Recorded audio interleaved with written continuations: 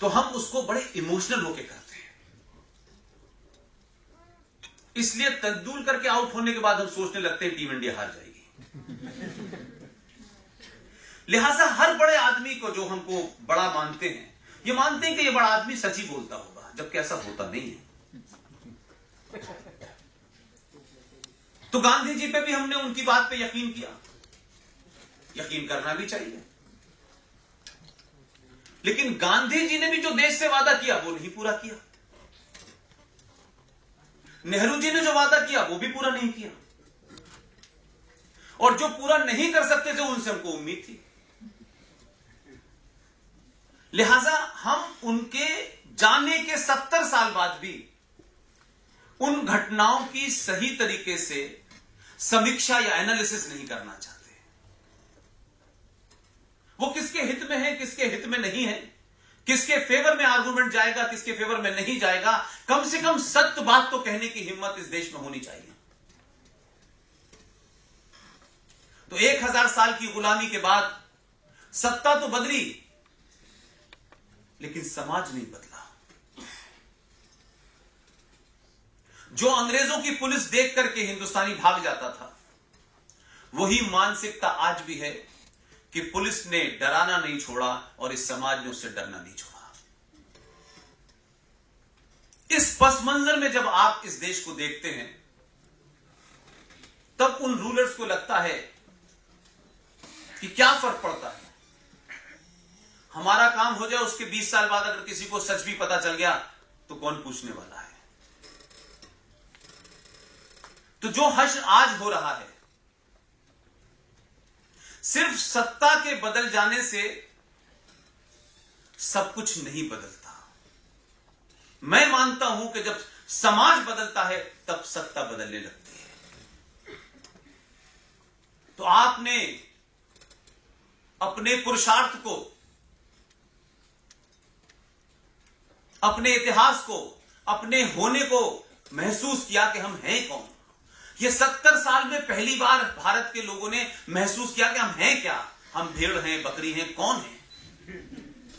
5% वालों को ले लो, 15% वालों को ले लो, कहीं माई कॉम्बिनेशन ले लो, कहीं दूसरा कॉम्बिनेशन ले लो, सत्ता पे बैठ जाओ, किसी को रेलवे दे दो, किसी को इंफॉर्मेशन दे दो। ये बंदर बांट चल रही थी।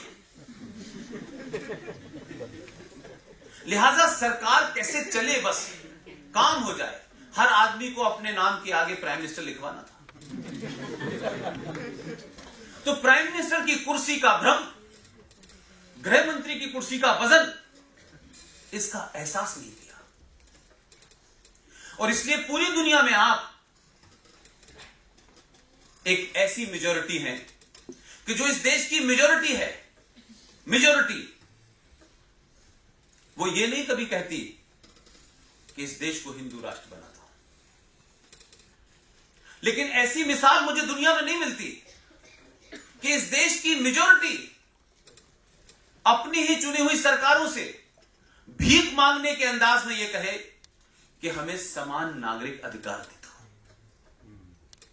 और इस देश की तथाकथित माइनॉरिटी कहे नहीं, हमें नहीं चाहिए क्योंकि हमारा एजेंडा इसी में हो रहा है। और आप वोट बैंक की राजनीति के चलते सरकारें चली, देश चला,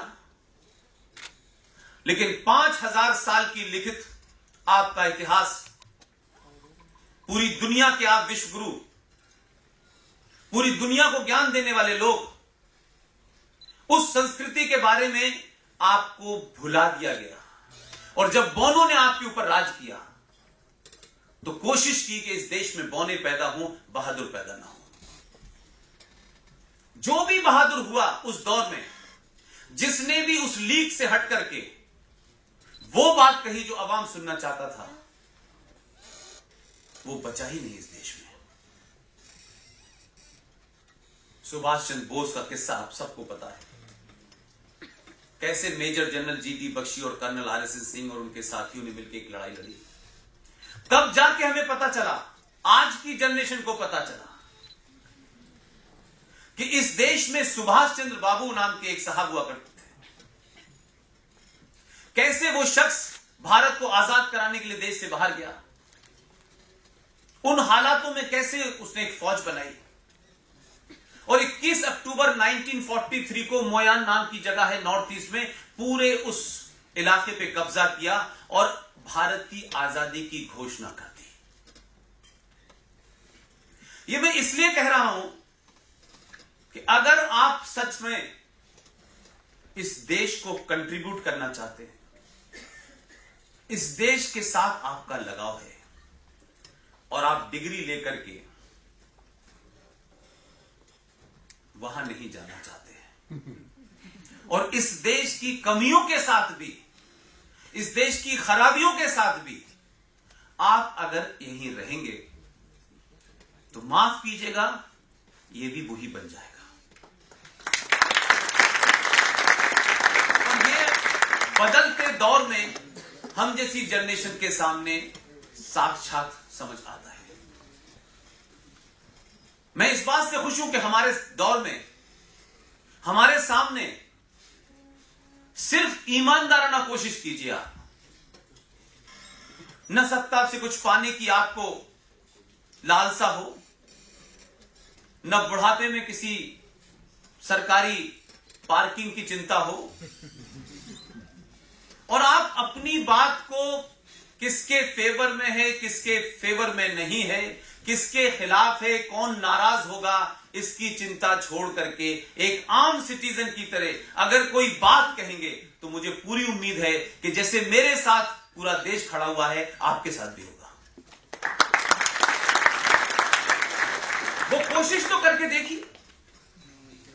उस रास्ते पे चलने में जो नशा है वो 7 बजे के बाद भी नहीं मिलता।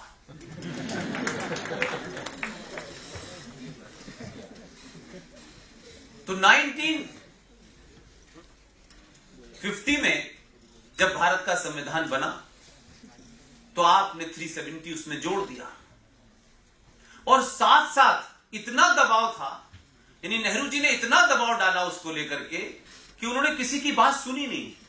तो गोपाल स्वामी अयंगर, अंबेडकर, ये तमाम सारे लोगों ने कहा कि अच्छा ठीक है, हम आपकी बात माने लेते हैं।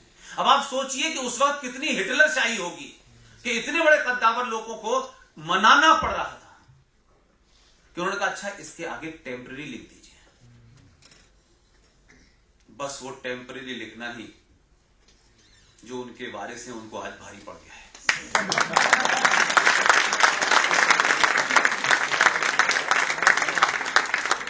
और जब 370 आ गई और भारत का संविधान 26 जनवरी 1950 को लागू हो गया